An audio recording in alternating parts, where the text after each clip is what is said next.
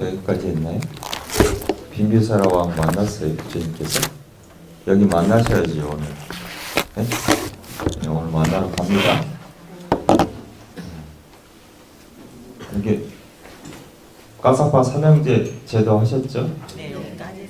예, 그래가지고 1000명 같이 제자들 기하시고 빈비사라 왕 만나시러 가십니다.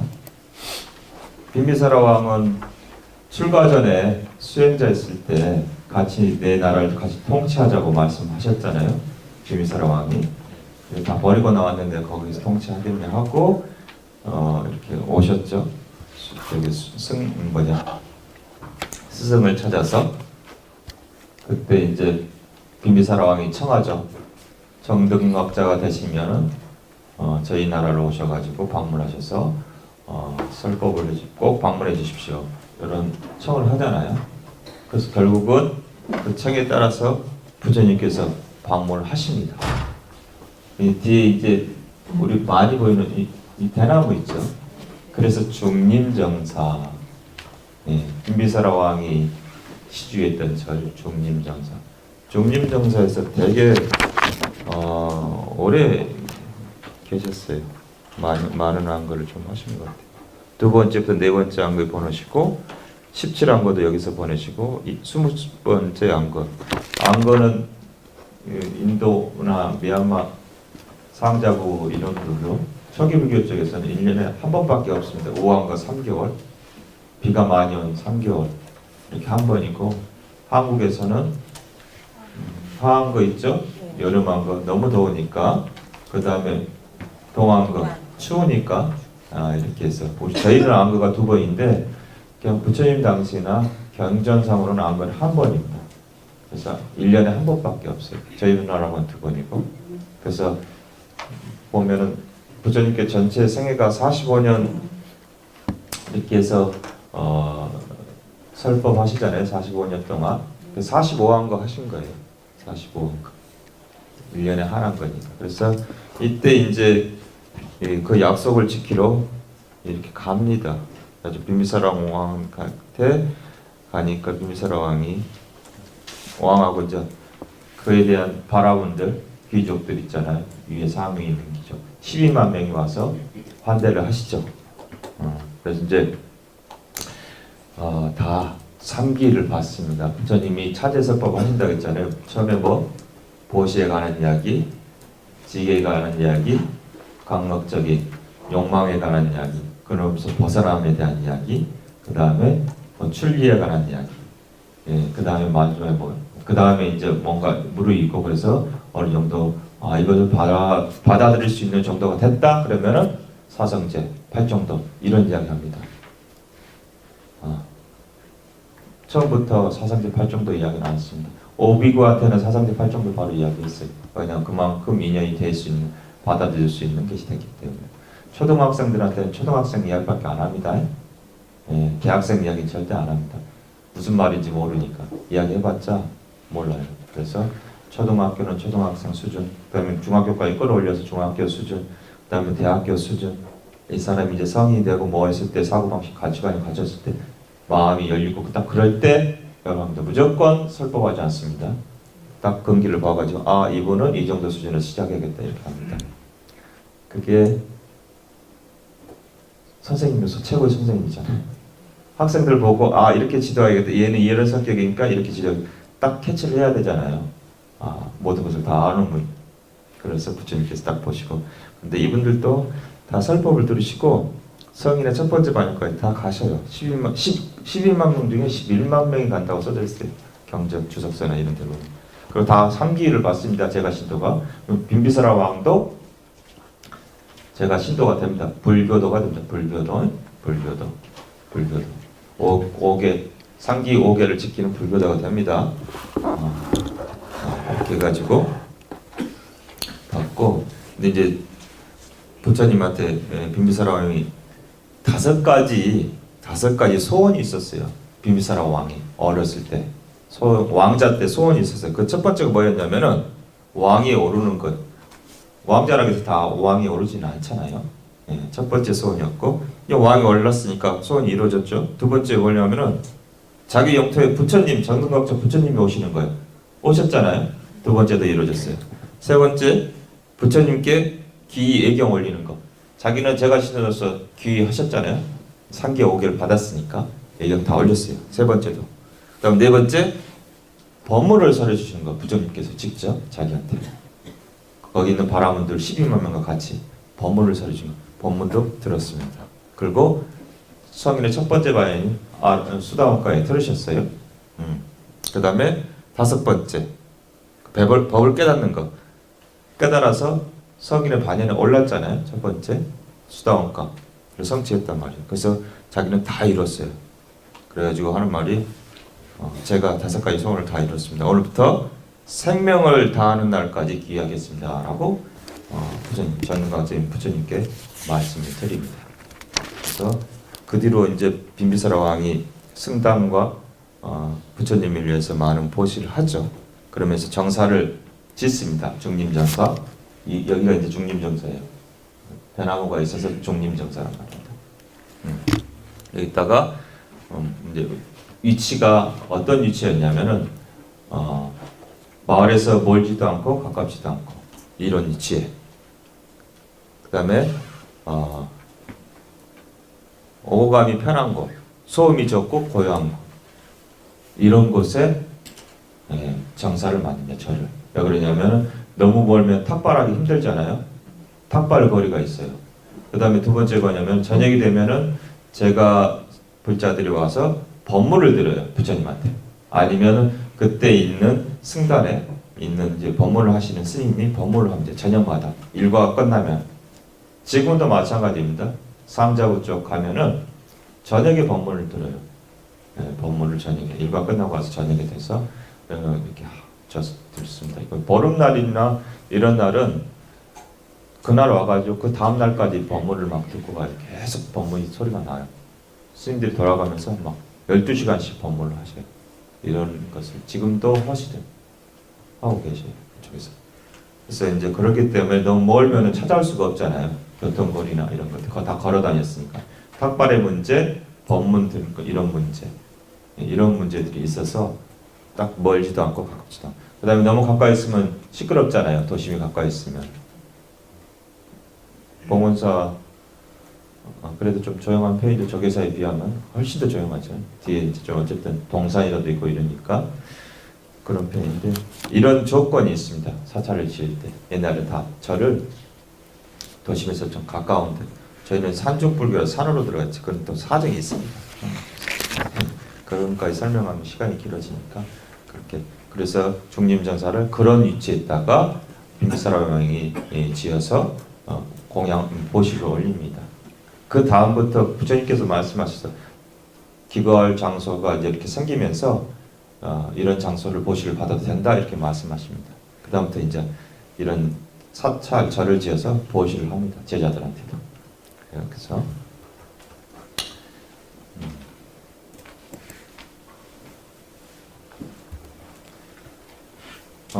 이거는 이게 첫번 오비구가 있었잖아요. 초정법률할 때 오비구.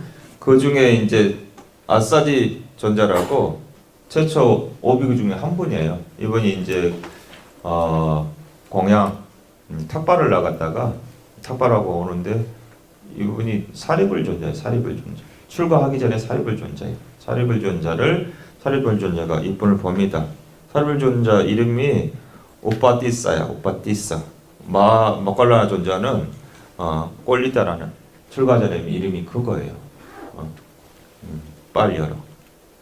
그래서 오빠띠사 사리불 존자가 이 아사지 존자의 이 근엄한 모습이나 이런 모습, 장엄한 모습을 보고 반합니다. 그래서 당신의 누구 밑에서 출가했습니까? 당신의 스승은 누굽니까? 어떤 가르침을 받고 있습니다. 물어요. 네? 사리불다 존자가 그때는 존자가 아니었지 묻습니다. 그래서 아사지 존자가 이런 말을 합니다. 사카이족 출신 위대한 사모님입니다. 이런 말씀하시고 나는 그분에게 그분에게 출가해서 그분을 스승으로 삼고 그분의 가르침을 듣습니다. 그는 무슨 가르침입니까? 물어봅니다. 이분이. 그랬더니 하는 말이 개성으로 딱 읽어줘요. 그 개성이 뭐냐면 그 법들은 조건에 따라 일어나니 그 조건을 선생께서는 말씀하신다네. 또한 그것의 소멸을도 말씀하시니 위대한 사모는 이렇게 가르치시네.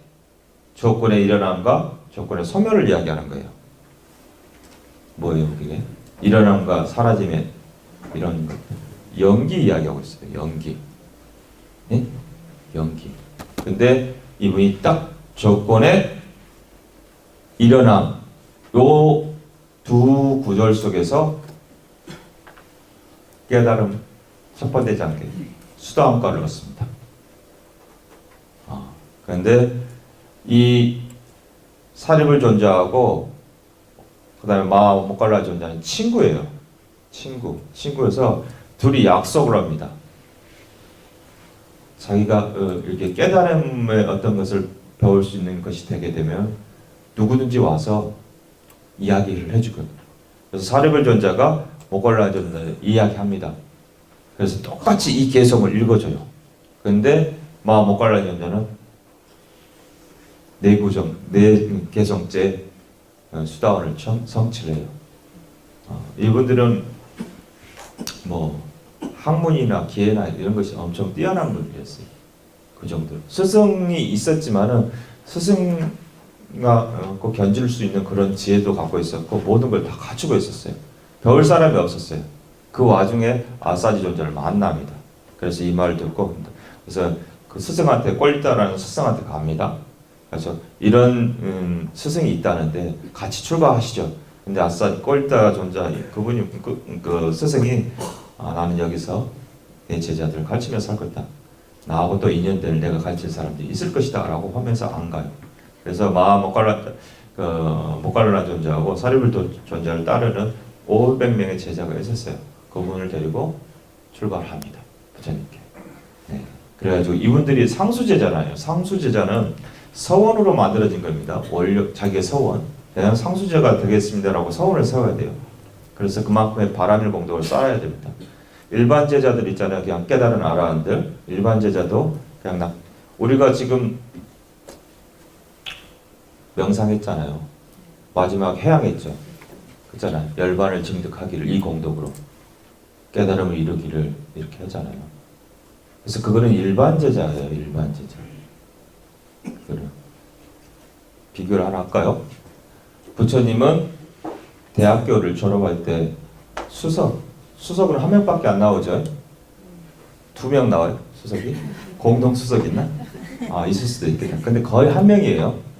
차석 나오잖아요. 네, 차석도 한 이렇게 2등, 3등 이렇게 차석. 그 다음에 일반 졸업생들 구분이 확실하죠. 부처님은 수석, 그 다음에 상수제자는 차석, 아니면 이제 차석. 그 다음에 일반 제자들은 그냥 일반 학사 졸업. 그 안에서도 이렇게 단계가 왜 바라밀 공덕에 따라 틀려요. 자기가 바라밀을 어느 정도 기간 동안 행해 왔는가 그런 거. 제일 큰 거는 서원이에요. 서원. 내가 어느 원을 세우느냐에 따라. 나는 부처가 되겠습니다. 이 자리에서 서원을 하시면 돼요. 근데 되지는 않죠. 잘 안 되죠. 되기 위해서는 연등불 만나셨잖아요. 우리는 그렇죠. 부처님이 오셔야 되네. 수기를 받아야 되니까. 부처가 되기 위해서는 수기를 받아야 되거든요. 바람의 공덕을 계속 하면서 이분은 부처가 될 것이라고 여기 수메다 행자가 수기 받았잖아요. 연등 부처님한테. 조건이 있어요. 부처가 되기 위해서. 그 조건에 따라서 수기도 받아야 돼요. 그 다음에 보살행을 엄청 오랜 세세생생 허하면서 막 인욕하고 몸도 바치고 막 이렇게 해야 돼요. 이런 공덕을 쌓고 이런 다음에 보살행을 하고 그 다음에 부처가 됐다면 수기를 받고 이렇게 가야 됩니다. 이렇게 됐는데 아무튼 일반 제자도 훌륭하십니다. 그 신장님 중에 깨달은 분 없는 분도 있어요. 있어요. 다 신장님 그냥 신이에요. 신. 그래서 그렇게 해가지고 다 출가를 합니다. 그래서 500명의 제자들을 데리고 출가를 합니다. 이 카피라성 수도다나대왕 아버지입니다. 아버지. 그러고 가서 아버지가 계속 사람을 보내요. 이제 아들이 정등각자 부처님이 됐다는 걸 압니다. 그래서 계속 카피라성에서 수도다나대왕이 초청을 해 오라고. 근데 갈 때마다 사람이 안 돌아와요. 왜 안 돌아오면 가서 출가를 해요. 또 보내. 또 안 와. 계속 보냈어요. 계속 안 와. 그래서 이제 수도대왕이 마지막 보내면서 출가하는 것도 좋은데 꼭 전화해서 나한테 전달해 주면 좋겠다. 이렇게 해요. 가. 그래서 출가를 해요. 한참 있다가 그 이제 말씀을 드려. 그래서 꼭 방문해 주시면 알았다. 그러면은 내가 갈 테니까 너희들 먼저 선발대로 가서 내가 먼저 갈 거라고 말씀을 드려라. 그렇게 해요. 그러고 나서 이제 갑니다. 마가다고. 가서 이제 사가족 사람들의 자존심이 강하다 그랬잖아요. 자기 종족끼리만 결혼한다 그랬죠. 아소다라 왕비도 그래서 사가족이에요. 그 안에서 결혼했어요. 이 사람들이 자존심이 엄청 강해요. 그래서 부처님이 오십니다. 제자들하고 그 아우라는 이루 말할 수가 없어요. 근데 나와서 환호성 한 사람들은 어떤 사람들이었냐면 부처님보다 촌수가 낮은 사람들, 이런 사람들만 환호성 나고 이렇게 하고 있어요. 근데 부처님 그거 아셔요. 그래서 들어가면서 뭐냐면은 쌍신변이라고 불과 물을 동시에 붓는 그런 신통이 있어요. 그런 신통을 부리면서 쫙 입장을 하십니다. 카필라성으로.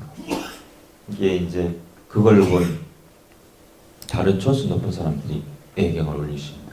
그때 수도다다 대왕이 부처님께 예경을 올립니다. 아들한테. 세 번째 예경. 첫 번째 태어났을 때 아시다 선인이 딱 머리를 조아리려고 할 때 붕 떠 계시잖아요.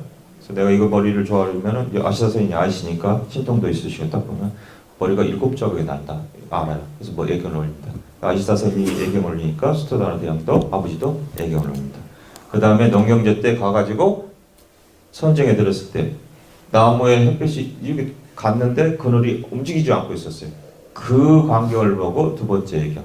세 번째 이때 카피라성 방문했을 때 쌍신별로 보면서 그 신통을 보이면서 들을 때 그 아우라에 그냥 놀래서 어쨌든 감동을 해서 예경을 옵니다. 그게 세 번째 예경. 쭉 가셔요. 그래서 왔으니까 탁발을 이제 탁발. 수행자들은 탁발하잖아요. 일단 거처를 밖에 일단 거처 그때가 없어 밖에 있으면서 이제 탁발. 그래서 카필라성에 있는 사람들은 탁발을 아버지 수도다다 대왕 집으로 갈 것이다 생각하고 청하지 않습니다. 공양청을. 그리고 아버지도 당연히 오겠지 하고 공양청을 안 합니다. 그래서 양쪽에서 공양청이 없었어요. 그래서 그 다음날 공양청이 없으니까 바로를 들고 그냥 탁발 나가십니다.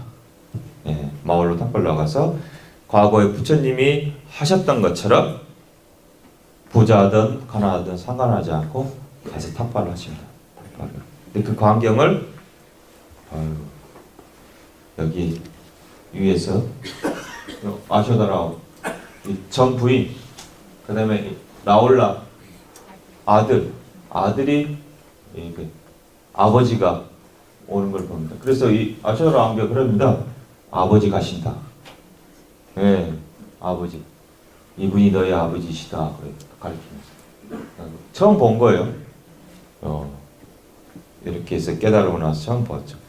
그래서 이제 탁발을 해서 이 탁발한 뭐 있으니까 그 마을 그 사람들이 탁발하는 거 보고 알려요. 수도다나 대왕한테. 탁발하는 거 알려. 왜 이렇게 여기서 탁발을 하고 계십니까? 우리 왕족들은 거리에서 탁발을 하지 않습니다. 걸식을 하지 않습니다. 이렇게 말씀하셔요. 그래서 공양을 궁전에 가서 드시죠. 이렇게 청합니다. 근데 부처님께서 뭐라고 말씀하시냐면은 우리 불다 혈통에서는 탁발로 생명을 유지하는 전통이 준다라고 이렇게 말씀드립니다. 공양청을 안 하셨잖아요. 공양청을 안 하시니까 탁발로 하는 거예요. 그래서 손 잡고 가자는 거야. 그런데 공양청을 했으면 갔을 거예요. 그래서 그렇게 하시고 수도나 대왕이 이제 부처님께서 법문을 하십니다. 그 자리에서. 그때 그 법문 개송을 듣고 수다원가를 성취하시죠. 수다원가를 성취한 다음에 공양청을 하셔요. 공양청을 하고 불러가지고 막 공양을 다 드시고 다들 이제 석가족들 예경을 올립니다. 예경을 올리는데 이제 와셔다라 왕비 정 부인 되시죠? 예, 아셔다라 왕비인데 아셔다라 왕비가 또 이제 왜 이제 다 이렇게 해서 예경을 올리는데 아셔다라 왕비는 예경을 안 올리고 있었어요. 그래서 옆에 있는 시녀가 그래요. 부처님께 예경을 안 올리십니까? 그랬더니 아셔다라 왕비가 하는 말이 내가 특별히 도와드린 것이 있다면은 부처님께서 직접 오실 것이다 라고 아셔다라 왕비가 그럽니다. 그래서 부처님께서 직접 아셔다라 왕비로 한테 갑니다. 아셔다라 왕비한테 가가지고 이제 갔는데 이제 상수제자한테 두 상수제자한테 내가 아셔다라 왕비를 만나니까 다른 사람을 이제 드리지 말라 이렇게 말씀하셔요. 그래서 이제 아셔다라 왕비가 머리를 예경을 올리죠. 발에 이렇게 예경을 최상의 예경입니다. 그래서 옆에 있던 수다다라 대왕이 그런 말씀하시죠. 부처님께서 정진하고 있을 때 똑같이 그런 삶을 살았다 이렇게 합니다. 물들인 옷을 입지 않고 평범한 옷을 입고 살았고 하루에 한 끼만 먹고 살았고 평범한 잠자리에서 살았고 꽃 이런 거 향수로 치장하지 않고 살았고 다른 왕들의 유혹에도 넘어가지 않고 청정하게 살았다고 해서 부처님께서 아셔다라 왕비의 공덕을 친송하십니다. 그리고는 이제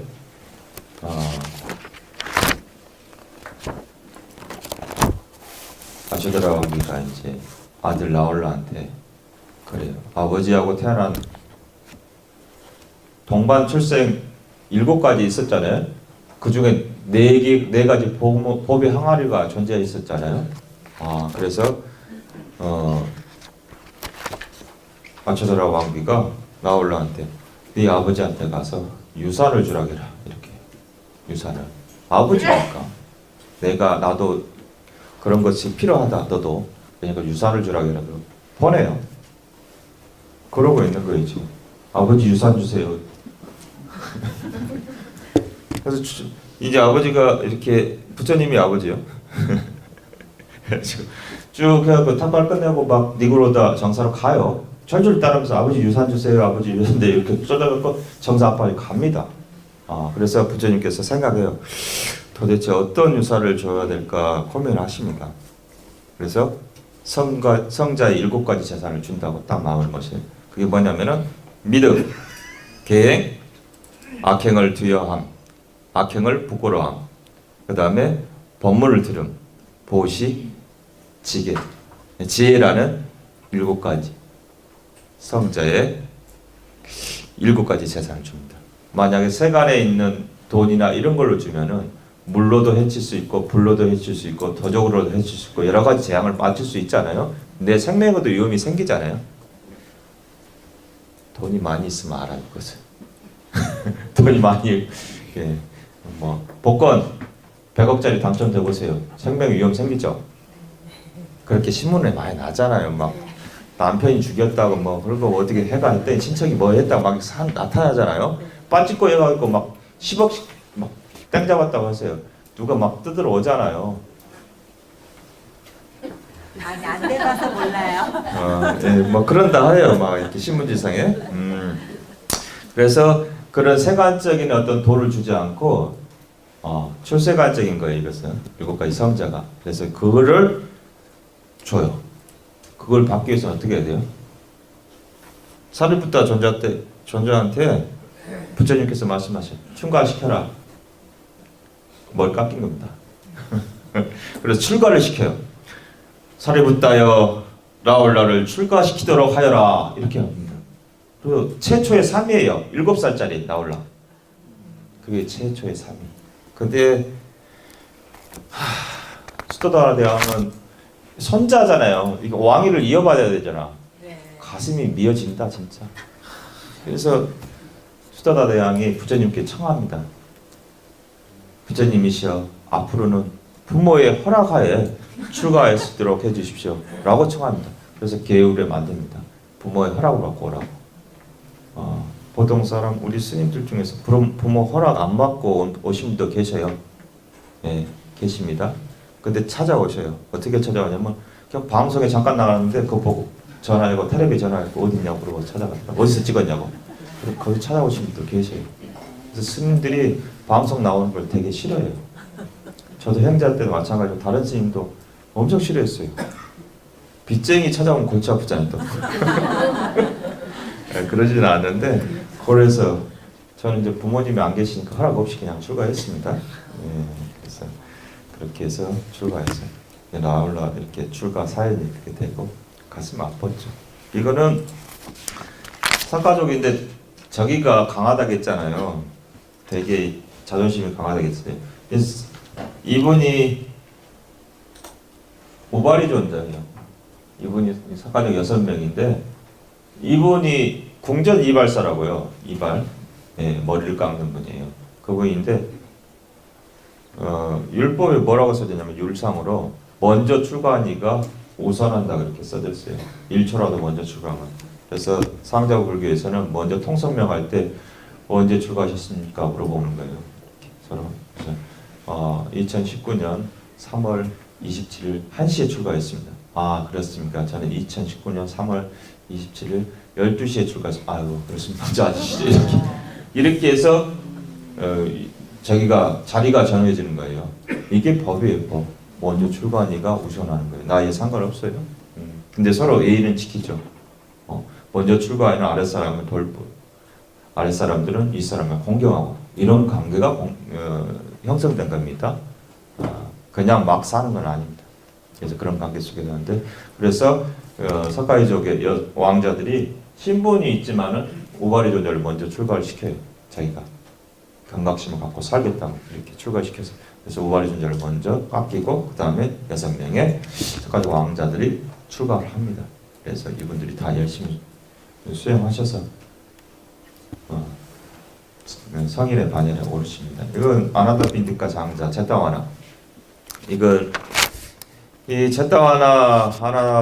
제타와나는 부처님이 많이 계셨던 곳이에요. 이게 이제 두 번째에서 네 번째 한거 사이 깨달았고 2년에서 4년 사이에 일어났던 일들이 있거든요. 제타와나는 아난다 빈디카 장가 처남이 있는 곳에 이 무역을 하셔서 돈이 되게 많았어요. 그래서 무역을 하다가 중간에 처남집에 들립니다. 항상 가면 한 대를 받았어요. 어느 날 갔더니 너무 바빠. 처남도 만날 수 없는 거예요. 하인도 바빠. 그러니까 물어봐요. 아난다 빈디카 장자가 왜 이렇게 바쁘냐 그랬더니 부처님께서 오신대요. 공양청을 했대요. 그래서 그 말을 듣고 부처님이란 말을 듣기도 어려운데 직접 공양청을 해서 볼 수 있다니 하면서 환희심을 느낍니다. 환희심을 느껴서 처남한테 지금 만나러 가고 싶다고. 밤이 늦었으니까 안 된다. 그때는 이제 밤이 무서운 세상이니까 지금도 무섭잖아요. 예. 지금은 사람 때문에 무섭고 그때는 뭐 동물들이나 이런 악기 때문에 무섭고 예. 똑같은 무서운 세상입니다. 무섭긴. 그래서 못 가게 하고 날이 새면 가라. 그런데 이제 너무 부처님을 뵙고 싶어가지고 부처님 하다가 밤에 후야 정도 2시에서 4시 사이에 깨요. 2시에서 6시 사이인데 그때 깨요. 아직 동이 트지 않았는데. 그래서 혼자 성문을 닫히니까 이렇게 뜨기 전에 성문을 이제 나가서 나가면 이제 시탈림이라고 시탈을 버린 장소. 그 전에는 그 장소가 있었는데 성문을 잠궈놨을 때는 그냥 아무 때나 버려놓는데요. 그래서 그것을 헤치고 갑니다. 부처님을 만나 쭉 가가지고 부처님을 만나는데 아난다 빈디카 장자가 무슨 생각을 하냐면 본명이 아난다 빈디카가 아니에요. 아난다 빈디카가 본명이 아니에요. 이거는 A명이야 붙여준 이름이라고요. 그래서 본명을 들어본 사람이 별로 없어요. 그래서 이분이 정등각자 부처님이시면 모든 것을 다 아신다니까 내 본명을 알 것이다 라고 생각합니다. 생각해가지고 딱 가서 이제 부처님이 쭉 보이니까 부처님이 뭐라고 했냐면 수다따야 어서 오너라 딱 말씀하신 거예요. 아 그때서 환심을 느껴요. 아 이분이 진짜 부처님이시구나 라고 그러면서 거기서 법문을 들어요. 그래가지고 법문을 듣고 또 석인의 반열에 오르죠. 그러면서 청합니다. 제가 있는 곳에 오시기를 청합니다. 사이티에 오셔서 안거를 보내시기를 간절히 청합니다. 그랬더니 그때 절이 없잖아요. 절이 없습니다. 절을 그래서 묵시적으로 절을 지어도 되겠습니까? 했더니 묵시적으로 대답 안 하니까 신앙 허락하신 걸로 알고 그렇게 하겠습니다. 그래서 그때 돌아와서 아까 말했지 조건, 절의 조건, 마을에서 멀지도 가깝지도 않고 그 다음에 시끄럽지도 않는 그런 곳을 찾습니다. 딱 찾았어요. 그게 제따 동산이에요. 제따숲. 그 제따라는 왕자가 가지고 있는 숲이에요. 그게. 예? 그래서 제따 완화인데 그거를 그걸 가지고 제따 왕자한테 가가지고 이 숲을 팔라고 이야기해요. 동산을 파십시오. 얼마든지 가격은 드리겠습니다. 그래서 안 판대. 한 번 가고 두 번 가고 세 번 가고 계속 청했어요. 그래도 안 판대. 그래서 흘리는 말로 제따 왕자가 이 동산을 황금으로 깔면 내가 팔아볼 생각이 있다. 이렇게 말해요. 그래서 그 다음에 그 말을 듣고 황금으로 깝니다. 예. 쭉 저기서 깔아온 거예요. 지금 여기까지. 이 제따 왕자고 아난다 빈니까 많이 깔고 있어요. 하인들 성에서 일하는 사람들에서 쭉 깔아옵니다. 깔다가 쭉 왔어요. 근데 이걸 보고 제따 왕자가 감동을 받아요. 미처 다 깔지 못했어요. 그 나머지는 보시를 해요. 이 깐 황금의 양이 1억 8천만 양이야. 까는데. 그래가지고 이제 그렇게 해서 이것을 이제 구매를 하죠. 조건 하나 근데 달아. 뭘 달았냐면 자기 이름을 붙여주래. 그래서 제따 완화야. 제따 동산이니까 왕자 이름이 제따죠. 예. 그래서 제따 완화 이렇게 된 겁니다. 그래서 그렇게 해서 이제 땅을 구매를 하고 땅만 있으면 안 되잖아요. 절도 있어야 되고 이제 여기서 강당도 있어야 되고 숙소도 필요하고 목욕탕도 필요하고 다 그러잖아요. 그거 짓는데 1억 8천만 양 들었어요. 1억 8천만 양 들고 그 다음에 부처님이 그렇게 해가지고 여기서 9개월 동안 법문하시고 지내십니다. 그러면은 거기에 들어가는 비용이 있잖아요. 그렇죠? 뭐 봉헌 행사, 기념행사하고 뭐 하면서 그때 1억 8천만 양이 들어갑니다. 황금, 예, 황금 1억 8천만 양, 토탈 5억 4천만 양 이렇게 됩니다. 황금 돈으로 생각하지 말고 놀랬다. 그래가지고 5억 4천만이 들어요. 근데 5억 4천만을 듣고 뭐 9개월 동안 행사하고 1억 8천만 원 계속 이렇게 까먹고 있었잖아요. 돈이 없어져 막 진짜 없어. 이게 뭐좀 되니까 이건 뒷이야기죠. 근데 천신이 딱 와서 아난다 빈디카한테 이야기 기속말로 야 이 조상들이 어디에다가 돈을 묻어놨다고 가르쳐줘요. 가보니까 진짜 있어요. 파보니까. 근데 5억 4천만 명보다 더 됐어. 황금 덩어리가. 이렇게 하고 재산이 또 생겼어요. 복을 또 받았어. 그 이상. 주변에 혹시 땅 문서 갖고 있고 뭐 산문서 갖고 있는 사람 찾아보세요. 그 파보면 나올지 뭐 우리 조상들이 묻어놨을지 모르잖아요. 어딘가에 불국사 뒤에 황금 덩어리 있듯이 그렇게 찾아보면은 혹시 그래서 그렇게 해서 9개월 동안 봉헌 행사로 해가지고 부처님과 부처님 제자를 모십니다. 대단한 공덕이에요. 이분은 엄청납니다.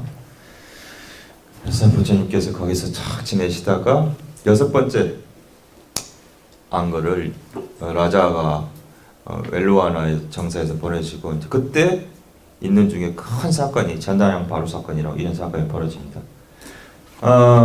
이 한 장자 바라보니 그 강가에서 목욕하고 있는데 아주 좋은 전나는 나무가 둥둥 떠다 내려오는 거예요. 그래서 그걸 갖다가 바로를 깎아요. 바로를 깎아가지고 장대에 딱 올려놓고 아주 붉은 귀한 잔다양 나무라서 장대에 딱 올려놓고 아란이라고 자부하라니 신통이 있느니 허공을 날아 이 바로를 가져가라고 쫙 묶어놨습니다. 바로를 묶어놨어. 예, 육사외도라고 6분 계셨잖아요. 각 8호. 그분들이 첫째 날부터 6일째까지 쭉 시험을 해봐요. 달라 들어가고 해보는데 안 돼. 신통이 없나 봐. 올라가서 몰라. 그래서 7째 날 돼서 이제 여기 이제 신통 제일이 누구세요? 목갈라나 존자. 그죠? 네. 목갈라나 존자하고 핀들로 존자 두 분이서 탁발을 그 말에 갑니다. 그 말을 갔는데 그 술 취한 그 행인이 그런 말을 하는 거예요. 이 세상은 신통을 가진 아란이 없다. 이런 말을 해요. 그래서 바로를 못 가져가고 있다. 이런 말을 해서 그런 말을 들어요. 그래서 내가 신통을 가졌는데 신통도 가졌고 깨달은 사람인데 없다니 좀 그렇지 않나 이러면서 이제 목갈라 존자하고 핀들로 존자하고 이야기하죠. 그래서 목갈라 존자, 신통제일 존자께서 한번 그 신통을 보여주시죠. 이렇게 하는데 아닙니다. 핀들로 존자 한번 해주시죠. 그래서 그럼 제가 한번 해보겠습니다. 핀들로 존자가 신통을 딱 부립니다. 딱 올라가서 큰 바위를 들고 공중에 쭉 날아 올라가요. 그 라자가 그쪽 마을을 한 7번 휙 돌다가 그 마을 그냥 그 바위로 싹 덮습니다. 그 모습을 이 바루를 장대 위에 올렸던 그 보호 집에 보호가 그 봅니다. 그래서 그에 엎드려서 내려오십시오 존자님 이렇게 합니다. 바루를 드리겠습니다. 그러고 나서 그 바루를 직접 해가지고 그 바루에다가 음식을 담아서 공양을 올려요. 바루까지 바루하고 음식을 2개를 다 줘야 갔습니다. 내가 했다고 해서 그냥 갖고 가지는 않습니다. 그래서 바루를 봅니다. 그래서 이제 한호성을 올리죠. 동네 사람들이 신통 있는 아란 깨달은 분이 있구나. 그래서 들섰어에서 엘루아까지 따라가면 쭉. 그래서 밖에서 이제 부처님이 그 소리 듣고 그렇게 시끌벅적하니까 물어봐요. 무슨 일이냐 물어보니까 사실은 이렇게 해가지고 저희가 삐들로 전자가 신통을 부려서 바로를 이렇게 전단양 바로를 얻었습니다. 목바로를 얻었습니다. 그랬더니 부처님께서 뭐라 하시냐면은 마치 창녀가 먹고 입을 것 때문에 보이지 말아야 할 것을 보이는 것처럼 그 신통을 보이는 게 이와 마찬가지다라고 말씀하십니다. 호된 이렇게 저기죠.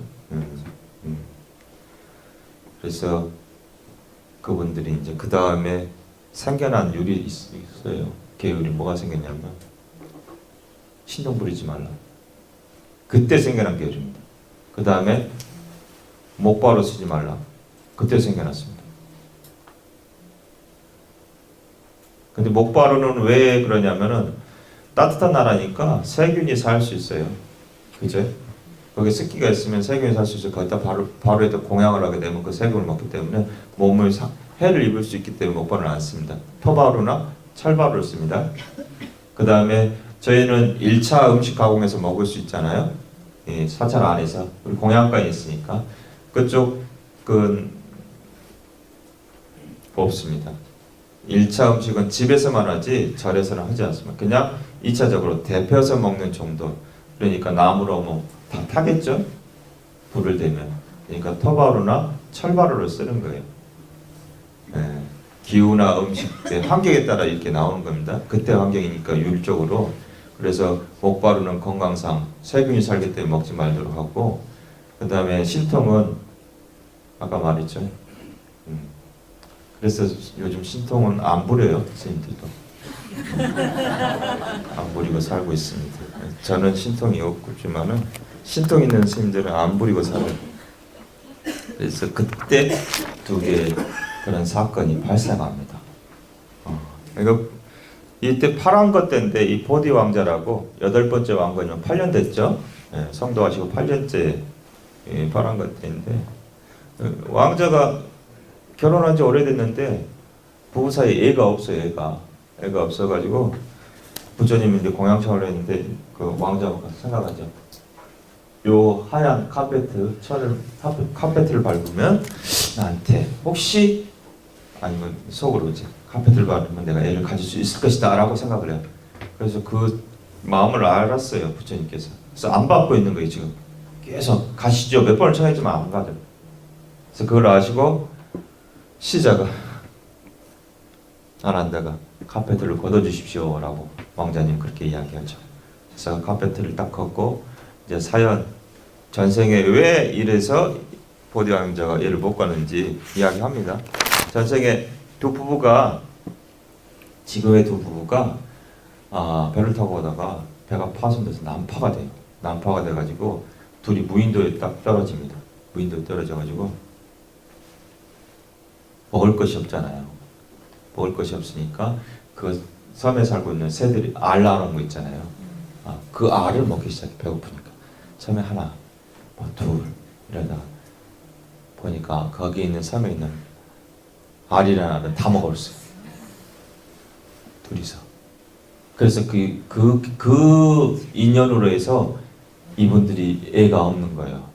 그래서 부처님께서 또 뭐라고 하냐면 이 둘 중에 남편이 혹시나 나는 안 먹어야지 하고 덜 먹던가 그랬으면 그 공덕으로 복덕으로 애가 생길 수도 있고, 혹시나 부인이 나는 안 먹고 덜 먹어야지 그런 생각을 했다면은 그 부인의 복덕과 공덕으로 애가 생길 수도 있는데 둘 다 먹은 거야. 둘 다 같이 먹었어. 그러니까 똑같이 애가 생길 그런 인연이 없는 거예요. 여러분 중에 남편 복으로 사는 분도 있는데 아내 복으로 사는 분도 있을 거 아니에요. 예? 다 남편 복으로 사시구나. 다 남편 복으로 살아. 그런 분들 있죠. 그래서 두 분이 서로 이렇게 뭔가 조화롭게 가는 거죠. 진짜로 물어보세요. 어떤 분이 그럴 거 아니야. 아이고 남편 복으로 사네. 남편 아내를 잘 만났네. 이렇게 사시는 분들이 있는데, 그래서 둘 중에 한 분이라도 전생에 그런 것이 있었으면 분명히 왕자는 애를 가졌을 거란 거예요. 왕자가 복이 됐던 왕비 복이 됐던 이렇게 해서 두 개. 그런 있죠. 이게 부처님 마하간데 이때는 꼬산비 쪽에서 도착하셨을 때 이야기인데, 이게 9번째 안거 때 이야기입니다. 9번째 구안거 때 이야기인데, 이 요분이 주인공이에요. 이 마간디아 왕비의 이분이 조금 뭔가 좀 있죠? 뭐가 있어 조금. 약간 좀 얼굴이 그냥 좀 짜증스럽고 뭐가 있어 이렇게. 내가 그렇게 봐서 그런가? 어찌됐든 그래서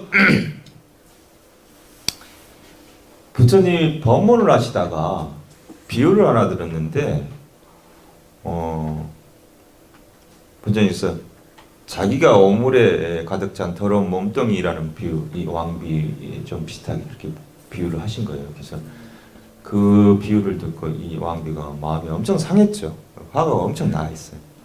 그래가지고 탁발 오시는데 꼬산비 성안으로 탁발이 들어올 때 이 건달들, 이 뒤에 있는 분들이 이 건달들이라고요. 양아치 이렇게 뒤에 있죠. 이렇게 이런 분들 이렇게 막 욕을 하고 막 욕설 퍼붓고 막 이렇게 비방하면서 막 이렇게 막 계속 따라다니면서, 그래서 그 뒤에 따르던 아난다 존자가 그래요. 부처님 다른 도시로 가시죠.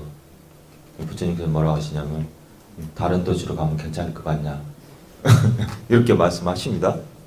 그래서 이 어려움이 생기면 그 어려움을 가라앉힐 때까지 묵묵히 지켜보는 그런 법문을 하셔요. 인욕에 대한 법문을 하시는 거예요. 그죠? 우리가 삶에서도 그런 경우들이 있잖아요. 있을 거예요. 한 번씩은 다 있어요. 내가 좋아하는 사람이, 내가 싫어하는 사람이 같은 반에 있었어요. 그랬는데 진짜 싫어했어. 이 사람하고는 뭐 얼굴도 보기 싫고 밥도 같이 먹고 싶고 그런데 자리를 옮겨주래요. 옮겨줬어 스님이 저로. 근데 그 사람이 알고 보니까 더 나쁜 사람이야. 그런 경우가 있잖아. 이게 이런 경우는 그냥 속된 표현으로 예? 이 쓰레기차 폐를 똥차에 친 거예요. 이게 우스갯소리지만은 여기에서 아무리 조건이 안 좋아도 옮겨진다고 해서 그 조건이 좋아질 일은 별로 없다는 거죠. 그냥 이겨낼 수 있는 인여가 할 수 있고 내가 견디면서 이겨낼 수 있는 그런 삶을 살아보라는 거죠.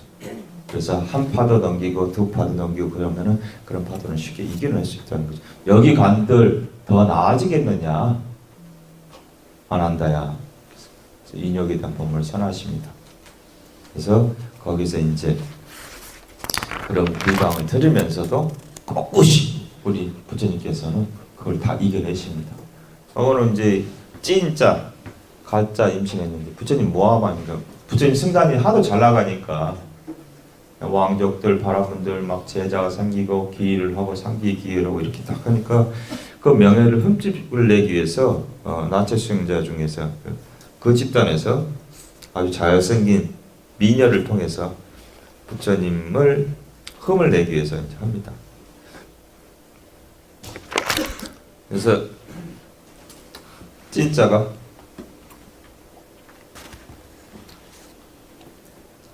이 진짜가 진짜 발음도 좀 이상하네요. 진짜가 이제 거기서 부처님 교단에 들어가서 몰래 들어갔다가 저녁에 들어갔다가 새벽에 나와요. 사람들이 봐요. 일부러 그랬어. 그래가지고 이제 소문을 내요. 부처님이 애를 가졌다고. 그래 한 8개월, 9개월 됐어요. 배가 볼록 나왔잖아요. 볼록 나와서 이게 똥배가 아니고 배가 나온 거예요. 임신해서 배가 나온 거거든요. 배가 나와가지고 그러고 다녀요. 언뜻 법문을 하고 있어요. 부처님께서. 그래서 진짜가 그 앞에 딱 나타나갖고 쾌락을 즐길 줄 알지만은 내 아이를 책임질 줄 모르구나, 돌볼 줄 모르구나 이렇게 이야기해요. 부처님께서 뭐라고 말씀하시냐면 참해요. 그대가 말한 것이 진실인지 것인지 그대와 나만 알 뿐이다. 이렇게 말씀하셔요. 그렇잖아요. 그대도 알고 나도 알아. 둘만 알아. 다른 사람은 몰라요. 이게 진실인지 것인지. 왜? 당사자만 알죠 사실은. 근데 당사자가 부처님 애를 가졌다 하니까 다른 사람들은 그렇게 믿고 있는 거 아니겠어요? 근데 이게 이제 어떻게 해서 뭐 다른 데서 뭐 쥐를 뭐 해가지고 놀래가지고 뱃속에 지금 저게 가짜로 광주리를 넣어놓은 거거든요. 이게 빠져요. 아니면 다른 데서는 나무통에 미끄러져가지고 거기서 홀라닥 빠져가지고 딱 나오는 거예요. 그래서 진실이 밝혀져요. 그리고 교단에서 그 9개월 동안 아무 말도 안 했어요. 근데 밑에 제자들이 뭐요? 시간이 너무 밑에 제자들이 이야기를 해요. 스님 이건 부처님 이건 반론을 해야 됩니다. 계속. 근데 무건하고 묵빈대처하는 게 어쩔 때는 그게 지혜야. 괜히 이야기해서 그건 아니야 내가 안 했어 뭐 저 하면은 어느 정도 뭐 했다는 뭐 그거 갖기도 해. 사람들이 오해의 소지가 있잖아요. 오해는 오해를 낳고 계속해서 아 진짜갑다 그럴 거야 아마 이렇게 딱 가는 거예요. 근데 대처를 안 했어요. 결국 그때 8, 9개월 됐을 때 진짜 와서 오면서 이렇게 쾌락만 지키지 않고 네 애를 돌볼지 모르고 이렇게 할 때 부처님은 자매여 너하고 나하고 둘만 알 뿐이다 이렇게 표현한 거예요. 예, 자매란 말이 나옵니다. 그래서 표현을 그렇게 해서 그래서 그게 사실이 들통이 나요. 그래서 그 마을 사람들이 다시 불교 교단에 의해서 존경과 예의와 공양을 올리기 시작합니다. 그 전에 안 올렸어요. 그동안 모함을 당했기 때문에 쉬었다 하겠습니다.